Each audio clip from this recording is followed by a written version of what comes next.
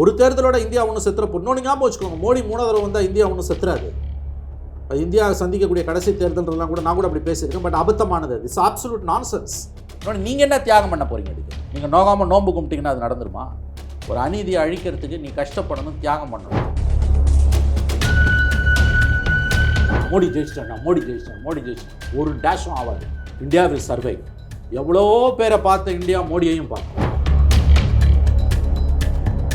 10 வருஷம் காங்கிரஸ் கவர்மெண்ட் தான் ஃபைனலில் மோடியை கொண்டு வந்து உட்கார வைக்குது. ஆமாம், தயவு செஞ்சு இதை புரிஞ்சுக்கோங்க. So the culprits R the Congress party. இன்றைக்கி பிஜேபி ஸ்டார்ட் பண்ணி 44 இயர்ஸ் நம்ம பேசிக்கிட்டு இருக்க இந்த நாள் ஏப்ரல் 6, 1980. இந்த 44 வருஷத்தில் அவங்க சந்தித்த முதல் தேர்தலேருந்து இந்த ரைன் ஆர் ஷைன் அவங்க கூட இருந்த ஒரே கட்சி அகாலிதள். அந்த அகாலிதள் அடிச்சு துரத்துனாங்க. இந்த 3 Idiots படத்தில் ஆல் இஸ் வெல், அதே தான் நீங்கள் சொன்ன மாதிரி 14லையும் 19லையும் நம்பர்ஸை சொல்லாதவங்க 370 வச்சு அடித்து சொல்கிறதுனா it's not only peak of arrogance. எங்கேயுமே நடக்காத அட்டூழியம் மகாராஷ்டிராவில் நடக்குது. அதில் சிவசேனாவாவது உத்தவ் தாக்கரேக்காவது கொஞ்சம் சூடு சோரணம் உண்டு, ஷிண்டேவை கிட்ட சேர்க்கல. ஆனால் தினம் டீ சாப்பிட்றாரு, வாரத்தில் 4 நாள் டீ சாப்பிட்றாரு சரத்பவார் அஜித் பவாரோட. இந்த மாதிரி மகாராஷ்டிரா கொலாப்ஸ் ஆகி கிடக்குது. பிஜேபி இந்த மாதிரி இருக்காங்க. அவங்களுக்கு இன்டர்னலி அவங்களுடைய வீக்னஸ் என்னன்னு தெரியுது. ஏன்னா உங்களுக்கு பார்த்தீங்கன்னா 100 சிட்டிங் எம்பிஸை அவங்க ட்ராப் பண்ணியிருக்காங்க. இந்த சிச்சுவேஷனில் உங்களுக்கு மாற்றுறாங்க கேண்டிடேட்ஸ் சொன்னால் they ready for course correction and they are aware of the problems. ஒரு ஆன்டி இன்கம்பன்சி இருக்குதுன்றது அவங்களுக்கு நல்லாவே புரியுது. இந்த 10 வருஷம் நடந்த பஞ்சமாக பாதகத்துக்கு பிறகும் மறுபடியும் மோடிக்கு ஓட்டு போட்டு சிம்பிள் மெஜாரிட்டியில் மோடியை ஆட்சியில் அமர்த்தினாங்கன்னா பேசுவதற்கு எதுவும் இல்லை.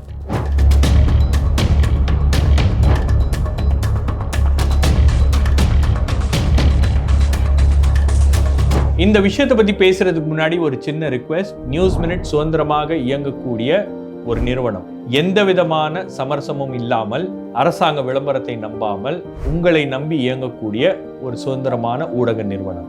நாங்கள் செய்யக்கூடிய இந்த வேலை உங்களுக்கு பிடித்திருந்தால், இந்த வேலையை தொடர வேண்டும் என்று நீங்கள் நினைத்தால், நியூஸ் மினிட்டுடைய மெம்பராக மாறி உங்களுடைய ஆதரவை எங்களுக்கு தெரிவிக்கலாம்.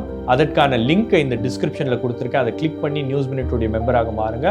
அல்லது QR கோடை பயன்படுத்தி மெம்பராக மாறி இண்டிபெண்டன்ட் ஜேர்னலிசம்க்கு உங்களுடைய ஆதரவை தெரிவிக்க வேண்டும் என்று கேட்டுக்கொள்கிறேன்.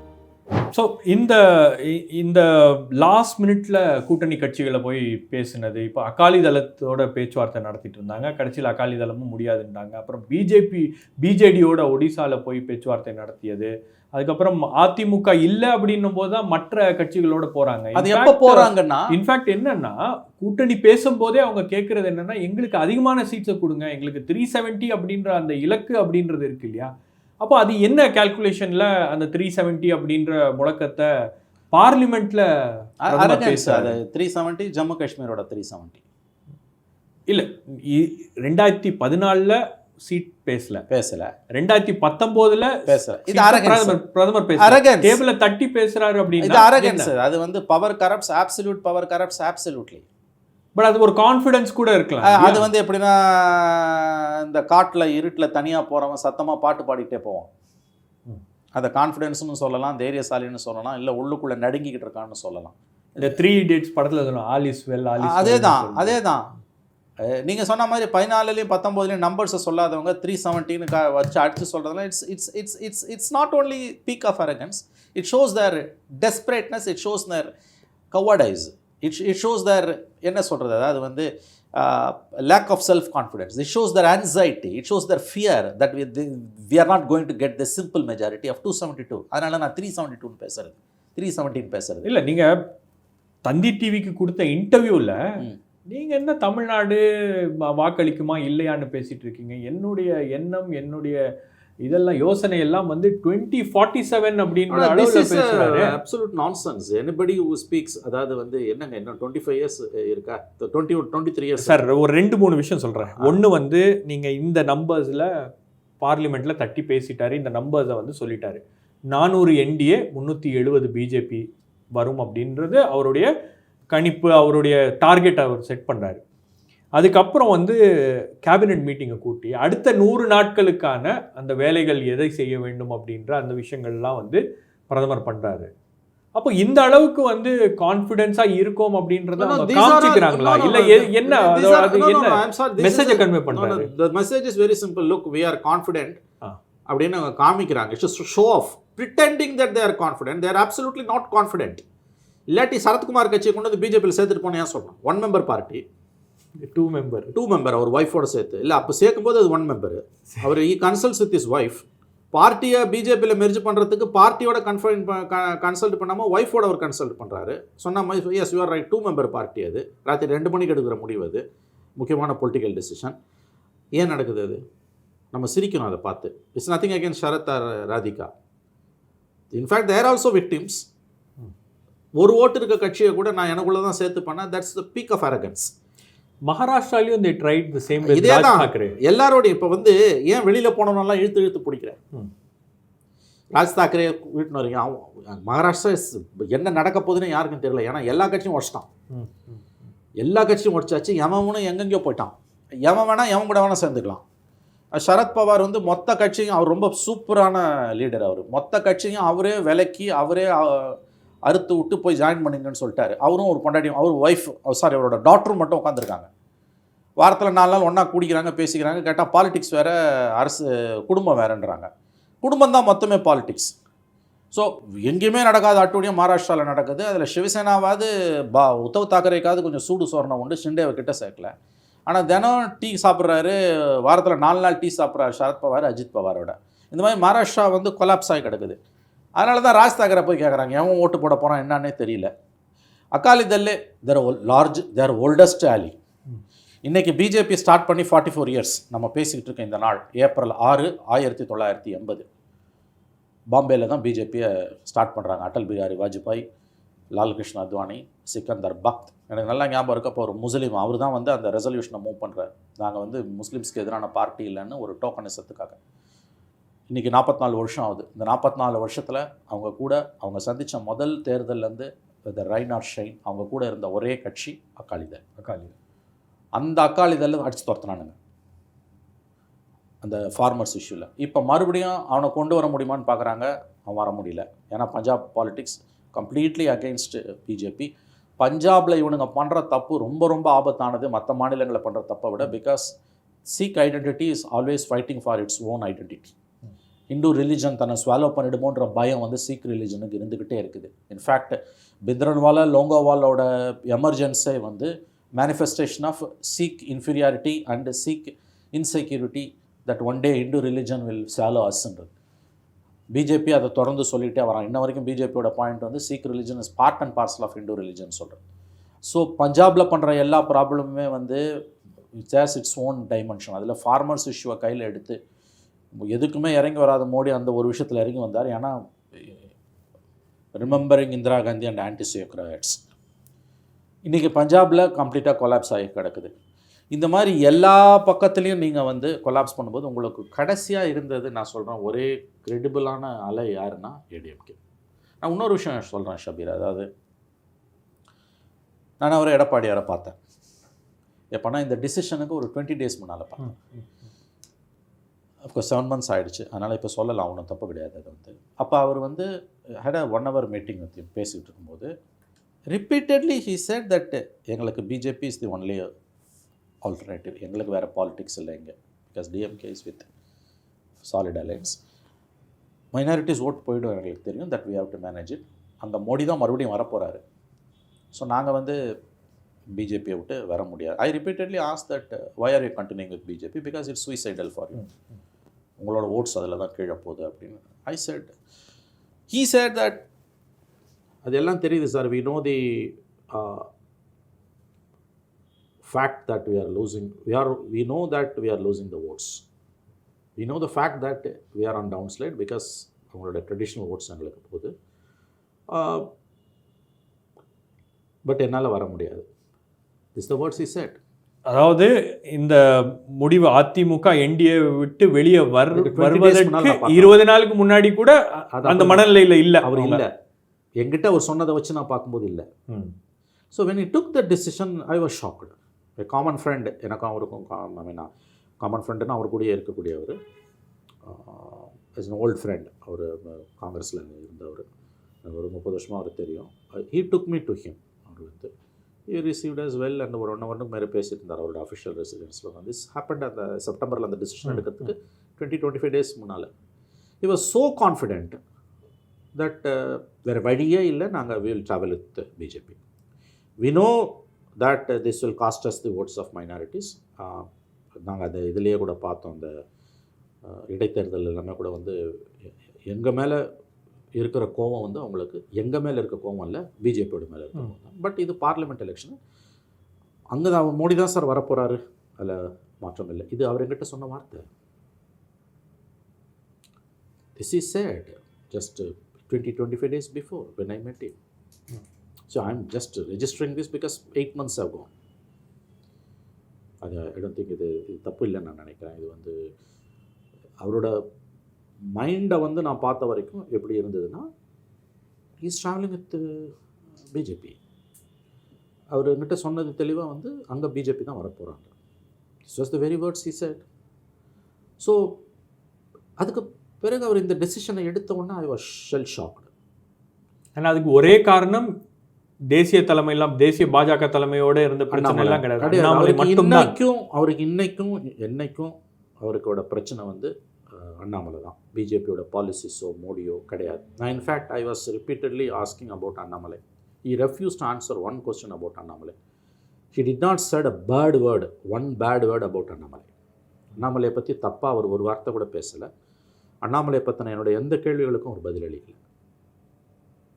அவர் அதை பற்றி சார் யாரோ ஏதோ பண்ணிட்டு போகிறாங்க சார், உங்களுக்கு தெரியும், அவர் ரொம்ப நான் கமிட்டலாக தான் பேசுவார். ரொம்ப வேர்ட்ஸ் எல்லாம் வந்து ரொம்ப பஞ்சிங்கெல்லாம் இருக்காது அவர்கிட்ட, வந்து ரொம்ப எவேசிவாக. பட் எவேசிவாக இருந்தாலும் he conveyed a message. He did not want to talk anything about Annamalai.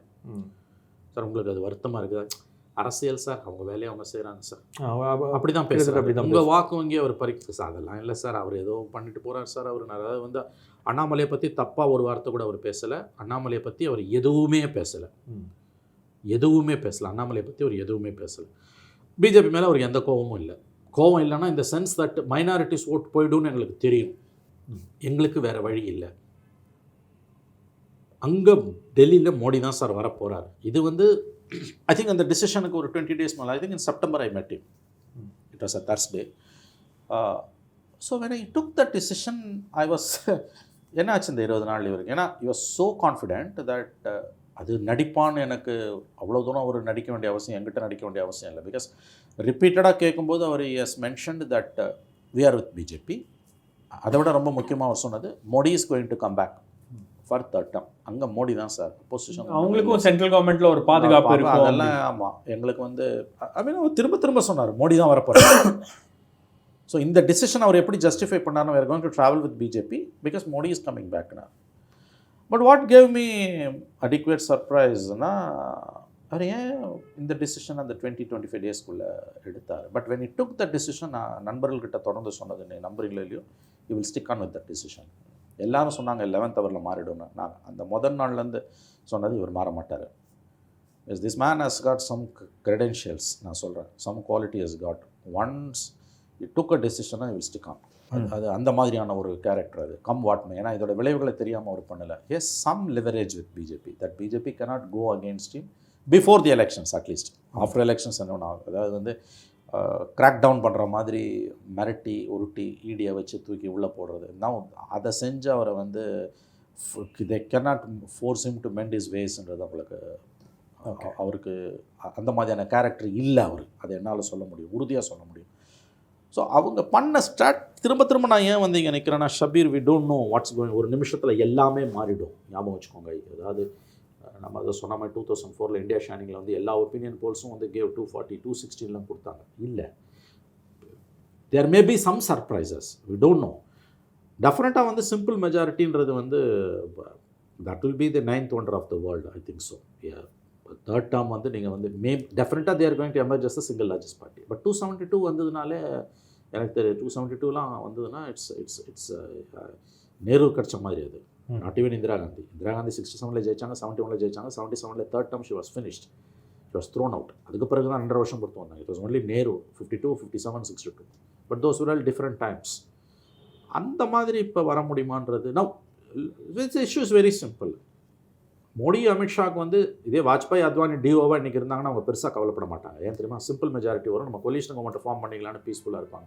These guys is impossible for them to imagine, at least even imagine that they can lead a collision government because daggers will be out from within the BJP. ஞாபகம் வச்சுக்கோங்க. The main challenge for Modi and Amit Shah is not from outside, it's from well within their party. Mark my words, daggers will be out. If they fall short of simple majority, daggers will be out from every direction from within BJP and RSS. ஏன்னா அவ்வளோ தூரம் இவங்க வந்து suppress பண்ணி வச்சுருக்காங்க. குஜராத்தை எப்படி rule பண்ணாரோ அந்த மாதிரி successfully has ruled the country that is suppressing the own fraternity BJP and RSS. Look at what happened in Gujarat 13 years வந்து every organization of Hindutva forces has been either finished off or shown their door, shown their post, shown their place. கிட்டத்தட்ட அதை டெல்லியில் பண்ணியாச்சு இன்னைக்கு. So when this man falls, anything can happen. So இந்த electoral bonds judgement and நீதித்துறை தன்னை assert பண்ணது, இது ஒரு மிக முக்கியமான திருப்பு முனையாக இருக்குன்னு நீங்கள் பார்க்குறீங்க? ஆமாம், this is a sign of things to come, maybe that electoral bond judgment is a surprise judgment because after Modi government came into force, major, especially Modi 2.0, Modi 1.0 2 judgment, Uttarakhand judgment and Arunachal Pradesh judgment where 356 was turned down. But Modi 2.0 every judgment was in support of the Modi government. In fact, the popular perception was the judiciary has become part and parcel of the Modi government. அப்படி தான் இருந்தது. Jammu Kashmir judgment, especially 370 judgment, Ayodhya PMLA judgment, Ayodhya judgment, 2 judgments, 370 and Ayodhya judgments speaks volumes. But some ray of hope emerged when they delivered the electoral bonds case. And of course this Chandigarh mayor election, of course எனக்கு அதில் வந்து ரொம்ப பெரிய hope judiciary மேலே வரல. they are showing off their muscles to prove it to the people that we are independent. இல்லை 2-3 electoral bond is okay, fine judgment. But Chandigarh electionல வந்து stakes are not that much for Modi government. So அதில் Modi government to pull up the collars of the Modi government is not a big thing for judiciary. Some leverages கொடுப்பாங்க பெரிய விஷயத்தில் கவர்மெண்ட்டுக்கு எதிராக போகிறதுக்கு. But electoral bond is a very important issue, அதில் சந்தேகமே கிடையாது. Where the government has paid after 2 successive judgments overruled by the Modi government. இது election commissioners appointment and Delhi chief secretary அப்பாயின்மெண்ட்டில் full fledged 5 judge constitution bench judgments where overturned by the Modi government shamelessly by bringing in constitutional amendments. Constitution bench 5 judge constitution bench ruling எல்லாம் வந்து எனக்கு தெரிஞ்சு 75 years of India's ஹிஸ்ட்ரியில் வந்து அவ்வளோ சீக்கிரம் overturn பண்ணது கிடையாது. லைட்னிங் ஸ்பீடில் 2 ஜட்ஜ்மெண்ட்டை ஓவர்டர்ன் பண்ணாங்க. பட் எலக்ட்ரல் பாண்ட் இஷ்யூவில் பண்ண முடியல because model code of conduct almost came into force. That's one thing. அதில் நமக்கு வந்து உண்மையிலே வந்து ரே ஆஃப் ஹோப் தான். இந்த எலெக்ஷன் ரிசல்ட்ஸில் எதனா பங்க்லிங் வருது, சம் சீரியஸ் கிரைசிஸ்னா the last hope is supreme court.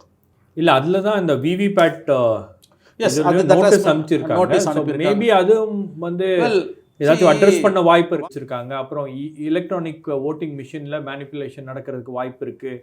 அது ரெண்டையும் மேட்ச் பண்ணணும் அப்படின்றது நியாயமான கோரிக்கை. அதை சுப்ரீம் கோர்ட் வந்து ஆர்டர் பண்ணாங்கன்னா probably that will give some. But இவங்க என்ன பண்ணுவாங்க, எலெக்ஷன் கமிஷனை வச்சு விளையாடுவாங்க. லாஸ்ட் டைம் என்ன பண்ணாங்க, பேலட்டுக்கு போகணும்னு சொல்லும்போது அந்த டேட்ஸை வந்து ரொம்ப டைட் பண்ணி வச்சாங்க election commission.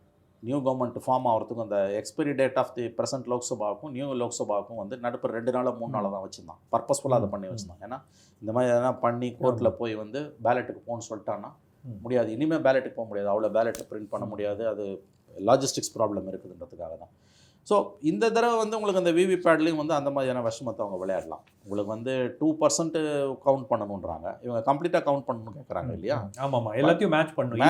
Each vote should be matchedன்றதுக்கு நீ பேலட்டுக்கே போயிடலாங்க. It's as good as this absolute nonsense. இது see in any given day. But அந்த ஒரு டவுட் இருக்கும்போது நீங்க அதை பண்ணணும். பண்ணக்கூடாது. நான் அதுக்கு நீ வந்து பேலட்டுக்கே போயிடலாம்னா you see இதில் இந்த மிஷினில் ப்ராப்ளம் வரத்துக்கு வாய்ப்பு இருக்குன்னு 1% டவுட் இருந்தாலும் நீ பேலட்டுக்கு போகிறது தான் better. But what's happening in India இந்த பாஸ்ட் 33 years 1989-90 விபி சிங் கவர்மெண்ட்டில் அந்த இதை கொண்டு வராங்க. நம்ம சுஜாதா, ரைட்டர் சுஜாதா, அவர் played a major role in the formation of this EVMs. There were obtained number of committees. You know one thing, EVMஸை சேலஞ்ச் பண்ணி முதல்ல போன 3 பேரில் 2 பேர் Subramanian Swamy, L K Advani. They were the ones who challenged EVMs. Of course, Swami is fully now also he is saying he is against EVM. LK Advani position நமக்கு தெரியும். There was another person, அவர் name மறந்து போச்சு. Repeated judgments after several committees after committees have certified that they are tamper proof. But there is still doubt lingering about the issue.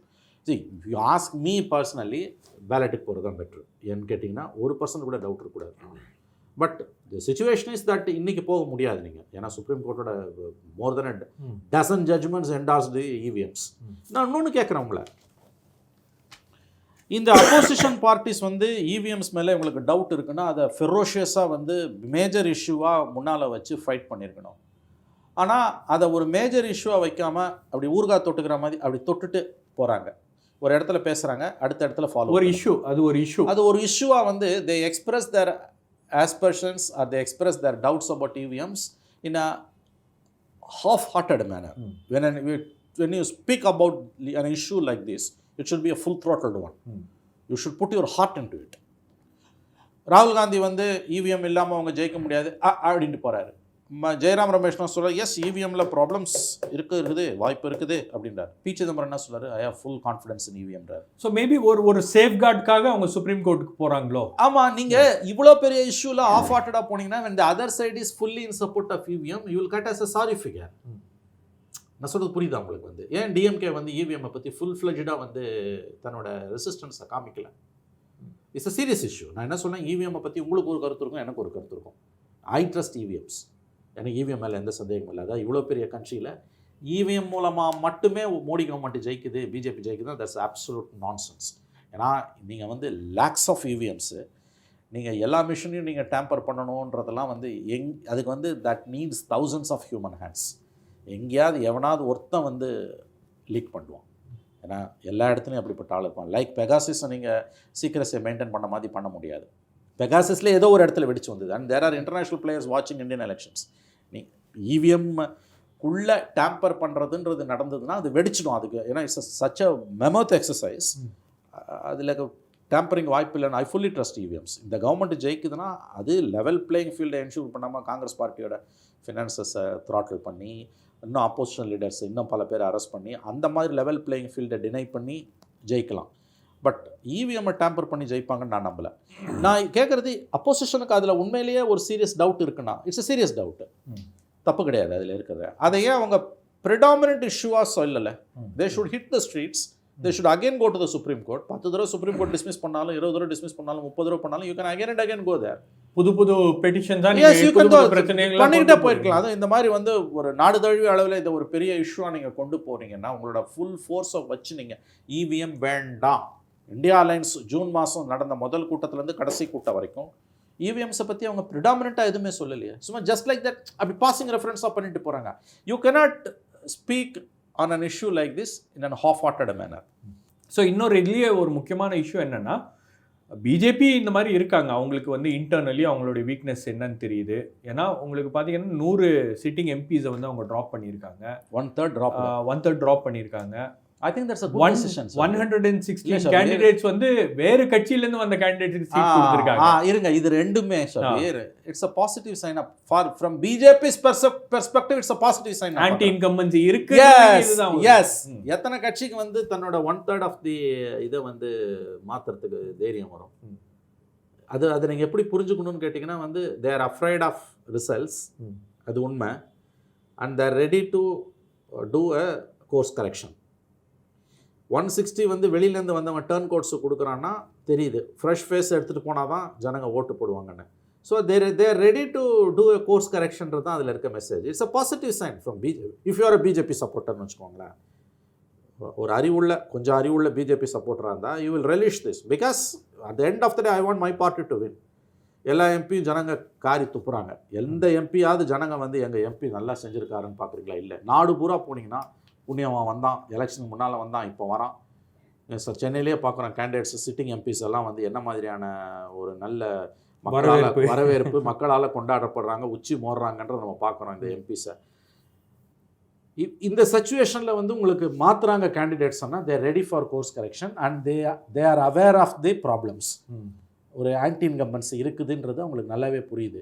அப்போ fresh ஃபேஸை கொண்டு போகும்பொழுது plus 160 candidates வந்து 116 இப்போதைக்கு that's 1/3, almost 1/3. அது வந்து உங்களுக்கு ஆர் 1/4 வந்து ஃப்ரெஷ் ஃபேஸ்ன்றது from their perspective it's a good one. So they're ready for their course correction. ஜெயிக்கணும் இந்த தேர்தல், they're ready for a course correction. அதில் 2 விஷயம். ஒன்று, they are aware of their problems. Number 2, அவங்க ஜெயிக்கிறதுக்கு வாய்ப்பு அதிகம். Because they are doing some course correction. ரிஜிடாக அடமெண்ட்டாக இல்லை அவங்க. விச் இஸ் இவ்வளோ பெரிய பார்ட்டியில் வந்து நீங்கள் வந்து 1/3 வந்து சீட்டை டினை பண்ணுறதுன்றதெல்லாம் பெரிய விஷயம் உங்களுக்கு வந்து. அதுவே உள்ளுக்குள்ள பெரிய பிரச்சனை. அந்த மாநிலங்களில் பெரிய குஜராத்லலாம் நம்ம பார்க்குறோம். குஜராத் உங்களுக்கு ஏற்பட்டிருக்கு, உத்தரப்பிரதேசில் பிரச்சனைகள் இருக்குது, ராஜஸ்தானில் பிரச்சனைகள் இருக்குது. அமித்ஷா அந்த பிரச்சனையை தான் இப்போ வந்து சமாளிச்சுட்டு இருக்காரு. இன்னும் ஒரு 40 நாட்கள் இருக்குது. அமித்ஷாவோட விசிட்ஸ் ரிப்பீட்டடாக தமிழ்நாட்டுக்கு போஸ்ட்போன் ஆகுது. தமிழ்நாடு, அசாம், பல்வேறு மாநிலங்களில், தெலுங்கானா, எல்லா மாநிலங்கள் விசிட்ஸும் கேன்சல் ஆகிருக்கு. ஏன் கேன்சல் ஆகுது? See, Amit Shah is such a tough guy. அவங்க இந்த மாதிரிலாம் வந்து எனக்கு தெரிஞ்சு அவங்க கடந்த காலங்களில் வந்து 2 எலெக்ஷன்லையும் இப்படிலாம் போஸ்ட்போன் பண்ணதா தெரியல. நான் சிச்சுவேஷன் இஸ் டேஞ்சரஸ்ன்னு அவங்களுக்கு தெரியுது. சி, எவ்ரிபடி, நான் சொல்கிறேன் ஷபீர், லாஸ்ட் 1 வீக்காக கிட்டத்தட்ட ஒரு 10 to 12 people were all hardcore BJP supporters, journalists, officers, party people. Everybody is keeping their fingers crossed. And they say that it's below 220. சரி, இந்த சிச்சுவேஷன் இருக்கும்போது காங்கிரஸ் எந்த அளவுக்கு தயாராக இருக்கிறது? இந்தியா கூட்டணியோடைய ஸ்டேட்டஸ் என்ன? இப்போ இந்தியா கூட்டணி அதை அறுவடை செய்யக்கூடிய ஒரு இடத்துல இருக்காங்களா அப்படின்றது ஒரு சந்தேகம். Ultimately it's the people who decides. And Congress வந்து என்றைக்குமே மக்களை நம்பின கட்சி. அது கட்சியை நம்ம தொண்டர்களை நம்பின கட்சி கிடையாது, கட்சிக்காரன் நம்பின கட்சி கிடையாது. மக்கள் காங்கிரஸுக்கு வாக்களித்து கொண்டு வந்திருக்காங்க. பெரிய அளவில் இன்ஃப்ராஸ்ட்ரக்சர் இல்லைன்னா கூட வந்து அப்போசிஷன் ஜெயிக்கிறதுக்கு வாய்ப்பு உண்டு. ஏன்னா இது வந்து மோடி வேணுமா வேணாமான்ற எலெக்ஷன். 77 இந்திரா காந்தி தோற்கடிக்கப்படும் பொழுது it's the people who change it. அதே மாதிரி 80 மறுபடியும் அதே இந்திரா காந்தியை கொண்டு வந்து உட்கார வைக்கும்போதும் it's the people who decided. Infrastructure, party apparatus, cadres, ஏன் லீடர்ஸே கூட secondary. Indian people are so smart that they know what to do. They know when their rights are being taken away, when they are being like, you know. Yes, ஒரு துளி ரத்தம் சிந்தாம எங்கள் அப்பா அழகாக சொன்னார், நல்லா ஞாபகம். 77 ரிசல்ட் வரும்போது ஒரு துளி ரத்தமே சிந்தாமல் மக்கள் எப்படி ஆட்சியை மாற்றிருக்காங்க பார்த்தியாடா அப்படின்னாரு. 80 வந்தோன்னா அதே சொன்னார், மறுபடியும் மாற்றிருக்காங்க பார்த்தியா, ஒரு துளி ரத்தம் சிந்தாமல் இந்திய மக்கள். So people are too smart. நம்ம மக்களை குறைச்சி மதிப்பிட முடியாது. இவ்வளோ அட்டூழியத்துக்கு பிறகும், இந்த 10 வருஷம் நடந்த பஞ்சமா பாதகத்துக்கு பிறகும் மறுபடியும் மோடிக்கு ஓட்டு போட்டு சிம்பிள் மெஜாரிட்டியில் மோடியை ஆட்சியில் அமர்த்தினாங்கன்னா பேசுவதற்கு எதுவும் இல்லை. இது பீப்புள்ஸ் டிசிஷன். இல்லை, மதம்ன்ற ஒரு ஃபேக்டரை வந்து பிஜேபி மக்கள் தானே எடுக்கிறாங்க. ஃபைன், இல்லை, நான் என்னால் மக்களை மாற்ற முடியல. See, unless there is a tampering in the process, either by way of manipulation, machine manipulation, or bomb attacks, violence, எல்லா ஓட்டு கேப்சர் பண்ணி, இன்றைக்கி பூத் கேப்சரிங் இந்தியாவில் கிடையாது, தெரியும் இல்லையா? கம்ப்ளீட்டாக கிடையாது. ஸோ ப்ராசஸ் வந்து ஸ்மூத்தாக இருக்குதுன்னும் போது ஜனங்க மறுபடியும் மோடிக்கு தான் ஓட்டு போடுறாங்கன்னா I have to accept it. நான் மறுபடியும் மக்கள்கிட்ட போகணும். Again I have to go back to people. Jyoti Basu தான் சொல்லுவார், திரும்ப போகணும் மக்கள்கிட்ட. எத்தனை தடவை தோத்தாலும் போகணும். You no option. ஒரு தேர்தலோட இந்தியா ஒன்றும் செத்துற போடணும். நீங்கள் ஞாபகம் வச்சுக்கோங்க, மோடி 3வது தடவை வந்தால் இந்தியா ஒன்றும் செத்துறாது. அது இந்தியா சந்திக்கக்கூடிய கடைசி தேர்தல்ன்றதுலாம் கூட நான் கூட அப்படி பேசியிருக்கேன். பட் அபத்தமானது. It's absolute nonsense. இவ்வளோ பெரிய country, such a vast country with such a superb history, such pluralistic life. ஒரு எலெக்ஷனில் பிஜேபி மோடி அமித்ஷாவும் 3வது தடவை வந்துட்டாங்கன்னா இந்தியா செத்துருமா? Nonsense. India will bounce back. அது இந்த எலெக்ஷனில் பவுன்ஸ் பேக் ஆகுதா, அடுத்து வருதான்றது தான். எந்த வடிவத்தில் வருது அப்படின்றது அது கூட 2வது வரும். நீங்கள் நினைச்ச நேரத்திலேயே உங்களுக்கு வந்து எல்லாம் நடந்துடணும்னு அவசியம் கிடையாது. There are various forces which are beyond your control. இன்னொன்று, நீங்கள் என்ன தியாகம் பண்ண போகிறீங்க? அதுக்கு நீங்கள் நோகாமல் நோம்பு கும்பிட்டீங்கன்னா அது நடந்துருமா? ஒரு அநீதியை அழிக்கிறதுக்கு நீ கஷ்டப்படணும், தியாகம் பண்ணணும். பாரதி சொன்னான்ல எங்கள் அடிமை இந்தியாவில், நெஞ்சக குருதியை நிலத்திடை வடித்து வஞ்சகம் அழிக்கும் மாமகம் புரிவோம்யாம். நெஞ்சக குருதியை நிலத்திடை வடித்து வஞ்சகம் அழிக்கும் மாமகம் புரிவோம்யாம். வஞ்சகத்தை அழிக்கிறதுக்கு நெஞ்சக குருதியை வடிப்பண்ணான். நோகாமல் நோம்பு கும்பிட்டு நான் ஏசியில் ஆம்சாரில் உக்காந்துக்கிட்டு எல்லாம் மாறிடும்னா வாட் இஸ் திஸ் நான்சென்ஸ்? அதனால் ஒருவேளை ஏன்னா இன்றைக்கி வந்து எங்கே பார்த்தாலும் ஒரு ஒரு ஒரு ஒரு ஒரு ஒரு நம்பிக்கையின்மை இருக்குது, அவநம்பிக்கை இருக்குது. மோடி ஜெயிச்சிட்டான், மோடி ஜெயிச்சிட்டான், மோடி ஜெயிச்சிட்டான். ஒரு டேஷும் ஆகாது. India will survive. எவ்வளோ பேரை பார்த்த இந்தியா மோடியையும் பார்க்கும்.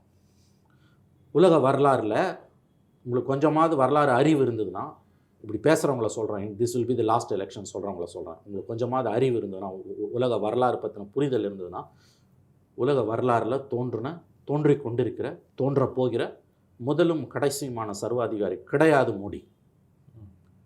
இதை புரிஞ்சுக்கோங்க. மக்கள் தானங்க மோடியை தேர்ந்தெடுக்கிறாங்க.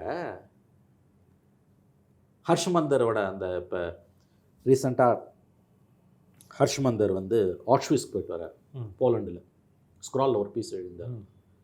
என்னெல்லாம் நடந்தது அப்படின்றது, கேஸ் சேம்பரில் போட்டு எப்படி சாவடித்தான், 60 லட்சம் பேரை சாவடித்தான். அதோட தொடர்ச்சியாக ஒரு நியூயார்க் டைம்ஸில் ஒரு ஆர்டிக்கல் சம் யூஎஸ் ஹிஸ்டாரியன் எழுதுறாரு. அழகாக எழுதுறாங்க. Power was given to Modi, power was given to Hitler, he did not took it. Power was given to Modi. மக்கள் தான் ஓட்டு போடுறாங்க. நீங்கள் அந்த 1928 34, 36 வரைக்கும் நடந்ததை பார்த்தீங்கன்னா அப்படியே replica of what's happening in India. திரும்ப அவனும் 37% தான் ஓட்டு வாங்குறான். Hitler took just 37%. அதுக்கப்புறம் எப்படி ஒவ்வொரு இன்ஸ்டியூஷனாக ஃபாலோ ஆகுதுன்றதை பார்த்தீங்கன்னா உள்ளேருந்து வருது. இது இந்த 10 வருஷ காங்கிரஸ் கவர்மெண்ட் தான் 14 மோடியை கொண்டு வந்து உட்கார வைக்குது. ஆமாம், தயவு செஞ்சு இதை புரிஞ்சுக்கோங்க. நீங்கள் ஹிஸ்டாரிக்கல் பர்ஸ்பெக்டிவ் தான் இதை பார்க்கணும். காங்கிரஸுடைய தவறுகள் தான் பிஜேபிக்கு உத்வேகத்தையும் உற்சாகத்தையும். ஆமாம், ஒன்று is not come down from heaven. 60 வருஷ காங்கிரஸ் கவர்மெண்ட், இந்த 10 வருஷம்ன்றது கூட தப்பு. 47 இந்த காங்கிரஸ் கவர்மெண்ட் தான், majority of them Congress government except 10 years 10 or 12 years. இதுதான் மோடியை கொண்டு வந்து உட்கார வைக்குது. So the culprits of the Congress party இல்லையா? அப்புறம் கிறிஸ்டோஃபர் ஜெஃபர்லே சொன்ன மாதிரி கரண் தாப்பருக்கு வயரில் கொடுத்த பேட்டியில் 1-2 months back, next year the RSS is celebrating 100 years. இன்றைக்கி மோடியோட ரூலை நம்ம பார்த்துக்கிட்டு இருக்கோம், அனுபவிச்சுட்ருக்கோம், பயப்படுறோம் அடுத்து என்ன நடக்க போகுது அப்படின்ட்டு. பட் ரொம்ப அழகாக கிறிஸ்டோஃபர் ஜெஃபர்லே சொல்கிறார், understand them properly because it took 100 years for them to reach the stage.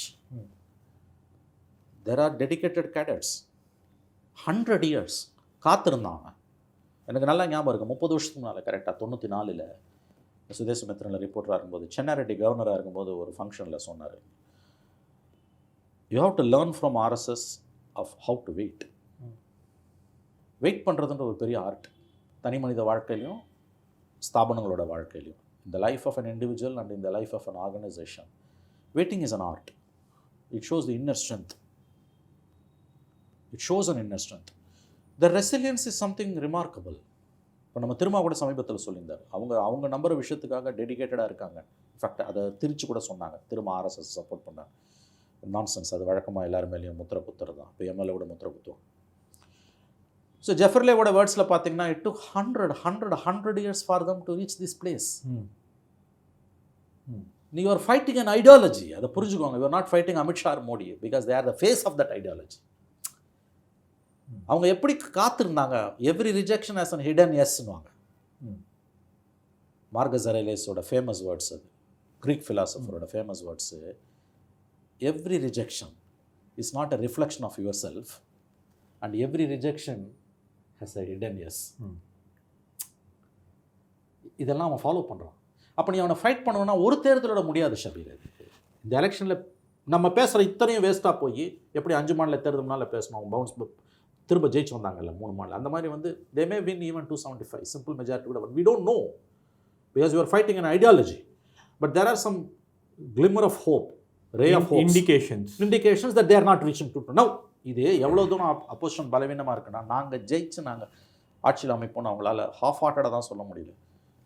Behind the screen பேசும்போது ஆஃப் த ரெக்கார்டு எல்லாரும் both the BJP and the Congress எல்லாருமே அந்த என்டையர் அப்போசிங் த பிஜேபி என்ன சொல்லுது, சார் 220 தான் sir.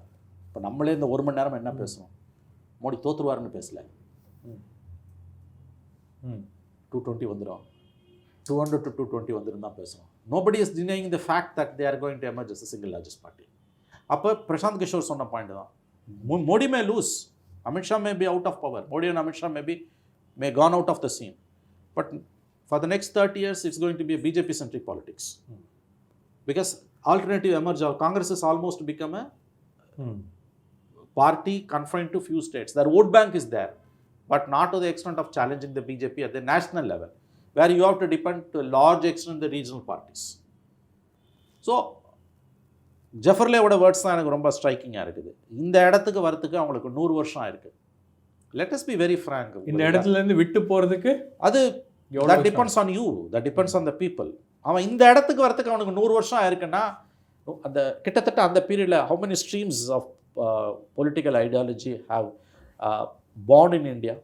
Communist Party of India 1925, Dravidian movement almost the same period, Congress அதுக்கு முன்னால் வந்தது. ஸோ இதில் இன்னைக்கு இவங்களோட period Congress for the first 60 years வந்து காங்கிரஸ் டாமினன்ட் பாலிடிக்ஸ் இந்தியா. இன்றைக்கி இது பிஜேபி டாமினன்ட் பாலிடிக்ஸ்.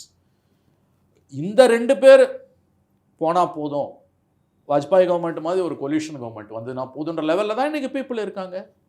ஸோ இன்னொன்று நல்லா ஞாபகம் வச்சுக்கோங்க, நீங்கள் வந்து யூஷுவல் பாலிட்டிக்ஸில் ஒரு பார்ட்டியை ஃபைட் பண்ணுவீங்க, இங்கே ஒரு ஐடியாலஜியை ஃபைட் பண்ணுறீங்க. அந்த ideology is well entrenched. Hindutva ideology is well entrenched, very well entrenched. So when you fight an ideology, you must be very, very careful. என்ன ஆல்டர்னேட்டிவ் நீ கொடுக்குறேன்?